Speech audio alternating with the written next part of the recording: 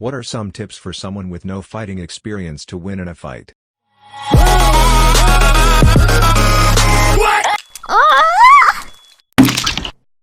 If they've got their hands down, angled slightly and sort of looking away but keeping you in the corner of their eye, they're lining up for a sucker punch. Also blading, where they try to turn a side of their body toward you instead of facing head-on. Another is if they start repeating something they just said over and over, it's a sign they already decided to attack. Ain't nobody gonna step to me. Ain't nobody gonna step to me. Ain't nobody gonna step to me. Their brain is in fight mode, which puts things like speech on the back burner, and they're just looking for the shot to take. This guy fights. That blading shit in no kidding, same for the repeat mode. Pupils all black as they take everything in, staring slightly off, time to get ready to counter hard. Also, if you're almost in a fight and the person starts suddenly trying to get you to shake their hand, they are trying to get it so they can pull you in and punch. Now that's just bad sportsmanship. Yeah, it is, but it's happened to we 3 or so times. I'm a big guy, so people tend to go for the sucker punch. They don't know I'm shit at fighting. I'm surprised it took you 3 times to stop falling for fake handshakes. Fool me. We can't get fooled again. There's an old saying in Tennessee. I know it's in Texas, probably in Tennessee. Remember, there are no rules in a fight. I think the biggest problem for people with no experience is that they have no experience with inflicting harm and thus instinctively only hit symbolically. I once had to disassemble an old cupboard, and I kept kicking at it and it wouldn't go down. When I realized my kicks were afraid of doing damage or hurting myself, and I have to commit and go all in and try to kick through the boards, that's when I immediately got the thing collapsing. And here we are, folks. You don't try to punch a man in the fact, you try to punch his face through the back of his head. Make the back of his skull your imaginary target. You hit him in the face, his head will snap a little and he might stagger. You punch through his face, that son of a bitch is going down.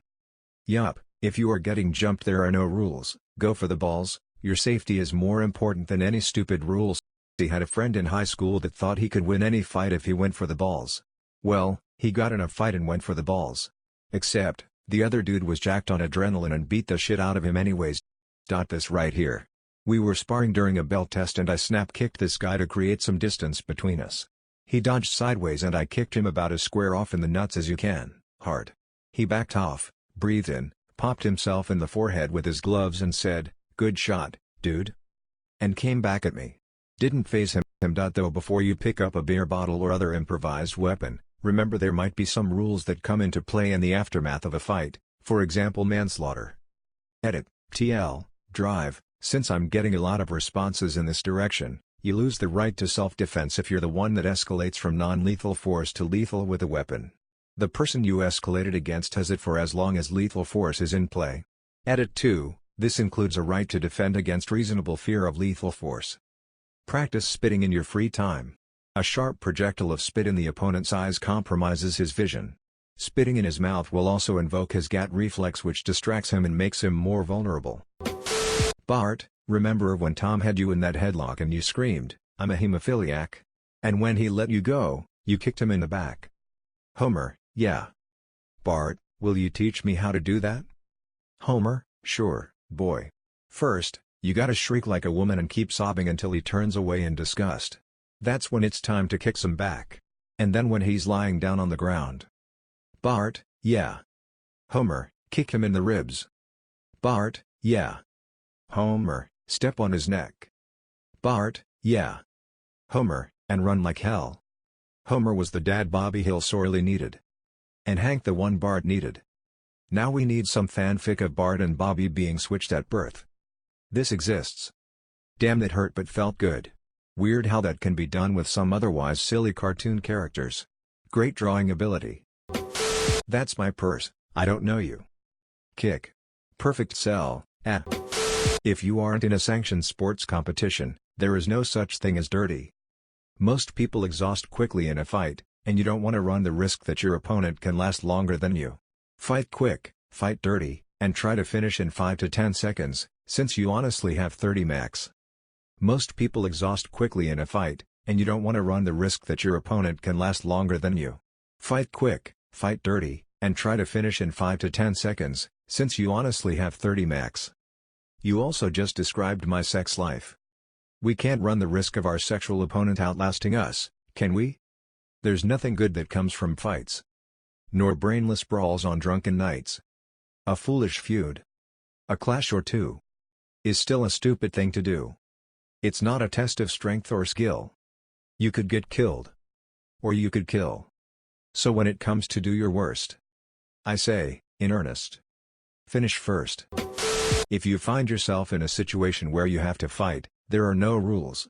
You do everything in your power to win. You fight in a manner in which your life depends on it. The person that fights with rules usually loses. Only fools pledge life to honor.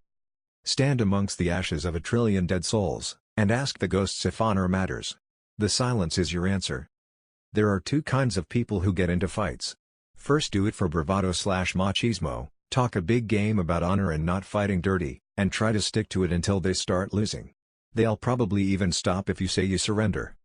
The second, assume every fight might be life or death, and that you'll do and say anything to hurt, or maybe kill them and flip the fuck out, trying to hurt their opponent as much as they can. And you never know which is which until it happens. Real advice from best to worst is 1. De-escalate. 2. Run. 3. Get a tool that lets you hurt them from as far away as possible. 4. Scream, shout for help, protect your eyes and temples. 5. Try to end it as quickly as you can if you have no other choice. Throw sand in your opponent's face. Can it come from a pocket? Preferably. Sha. If there's no way to avoid it, try to keep a low center of balance and make sure to keep your feet on the ground. Don't kick or anything. Once you lose your balance and you're on the ground, it's over. Edit. Yes, apparently everyone and their brother has jujitsu training. The question literally says for people with no fighting skills. If you do go down, bring them with you. But generally, try to keep your balance. How am I supposed to flamingo crane kick with both feet on the ground? Use your third foot. Yeah, but I'm a grower. I don't see how. Wait. Never mind. I challenge you to a fight, stepbrother. It isn't over when you're on the ground, it's over when only you are on the ground. If you can close, and take the whole fight to the ground, and bend a thumb, finger, arm or knee some way things don't normally bend, you win. Female here. In my 20s got into my first and last fight. We tripped, fell to the ground, and she got me. Even with adrenaline pumping, I had enough strength to grab both her wrists, but then she started headbutting me in the face while I was on my back. If it hadn't been broken up by that time, I would have gotten a broken nose because there was nowhere to go. Edit. The reason for the fight was pretty uneventful. It was over a guy I was no longer with. Me, having been in 0 fights and wearing flip-flops thinking it was going to be a regular day. Her, having been in several fights, including one with a guy, wearing jeans and sneakers, mentally prepared for a fight. The odds were not in my favor. Edit 2. Looking back, it wasn't so much as a fight as it was an assault. I think I got one hit in self-defense. And when you get to press charges, you know it didn't end well for you. I had a black eye during Christmas, but in pictures I just raised my glass strategically to cover that eye. Her life was ruined for a bit, but she was trying to turn it around years later and had reached out to a person we both knew asking if I would write a letter on her behalf. I thought about it for a few days. A part of me wanted her to suffer more, but a bigger part of me wanted her to do better. I wrote the letter stating that I hadn't heard or seen her since the incident. It worked in her favor from what I hear. She did try to add me on Facebook and I declined. Helping out is one thing, but I had no desire to hang out and be buddies. Aim for the nose.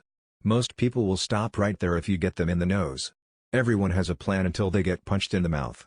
Mike Tyson. Hit the nose, Anakin Skywalker. I took a YMCA self-defense class once. The gist of the class was: avoid fights. Don't be a macho man. Run away if you have to. If it becomes physical, be very loud to draw attention. Your goal in self-defense is to buy time to escape the area. A kick to the groin or palm strike to the nose, eyes, or chin are very effective. 3 is critical. Shout Allahu Akbar at the top of your lungs. I'm Muslim and I'll damn well appropriate some Islamophobia to my benefit. And it'll probably give me +5 intimidation and +2 psycho power. Also, pronounce it properly. It's not pronounced like all, but closer to ul. Same goes for Akbar. If you ACK-bar it, you screwed up. Closer to Akbar. You're welcome. +5 intimidation and +2 psycho power is such an understatement. Never use haymakers, hooks and football kicks. They're fucking stupid and will get you beat real fast. The trick is straight punches using your hip to throw your arm a bit more. Try to get in close so the aforementioned kicks and haymakers won't be able to get enough power in. Keep your hands up. If you have to dodge, go sideways instead of back so you keep the distance advantage, but either way don't get in a fight in the first place. This is the advice you want to listen to right here. Don't try to emulate Mike Tyson and end the fight with one haymaker, you'll fail. Keep it simple. A straight jab to the nose will make your opponent's eyes tear up and can tip the scales in your favor. Not to mention, a good few jabs, even if they don't connect, can close the distance and make your opponent start frantically moving backwards. Go for the sensitive/soft spots. Eyes, ears, nose, throat, solar plex, groin, armpits, and frontal part of the elbow. Oh, and don't assume you know how to throw a punch. You'll get boxer's fractures. Edit: these are just sensitive points on the body and not necessarily points where you should strike an opponent. Armpits are sensitive because they contain nerves, blood vessels, and lymph nodes. Try pinching that area or gouging your thumb or a pointy object into it. The cubital fossa, frontal part of the elbow, is also sensitive and has thin skin. Eyes are great for gouging as well. Don't assume fights are won solely by striking or grappling your opponent. Also, some of these are only something you should do when you're trying to protect your life. Don't attack someone's throat in a normal scuffle. Sing, solar plexus, instep, nose, groin. Thanks, Sandra. I've seen tough guys shatter wrists and fingers because they thought they were hot shit and punched a bag poorly. Go with slaps if you don't know how to throw a punch, they hurt just as much and won't hurt you as badly. I've been boxing for a year and a half and still hurt my wrists on the bag on occasion. Slaps are good advice if someone hasn't learned how to punch properly. How does one punch correctly, if you don't mind me asking? According to my Reddit sources, that's a question that doesn't need to be asked. We're all slaps all the time from here on. You want to keep your wrist straight, no twisted wrist. You twist your body to keep your wrist straight. There's a lot of things that happen when you punch someone and you need it to all line up perfect. Think about having a stack of 3 cans, now try to tip the cans and hit the wall with the top of the can so the other 2 stay there with the pressure you are applying, if that makes sense. Tough to do, but with practice you could do it every time. That's what it's like to learn how to throw a perfect punch. Subscribe for more amazing stories. I said subscribe now. Otherwise this will open the door and eat you when you are asleep.